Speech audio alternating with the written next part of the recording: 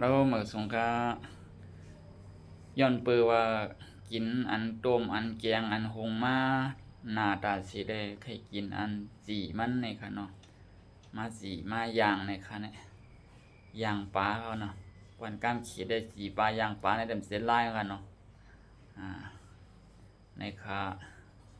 มาสีมาย่างตัดเดลัยกินอันย่างส้มธรรมชาติเนี่ยค่ะเนาะสภาวะอันย่างเส้นในเข้มนะคะอย่างไผ่เส้นในแต่อารมณ์มันคึกมันเข้มค่ะเนาะซื้ออันยามกินอันโคนต้มดาเสก็ตีเคยกินอันย่างอันสีเหมือนซึ่งในอยู่ค่ะเนาะ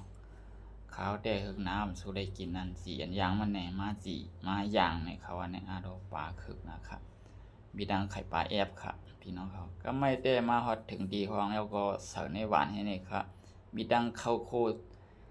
ค่ะเนาะมีดังไข่ปลาเนี่ยค่ะเหมือนหนังได้หันเนี่ยค่ะเนาะตั้งกินพักขวัน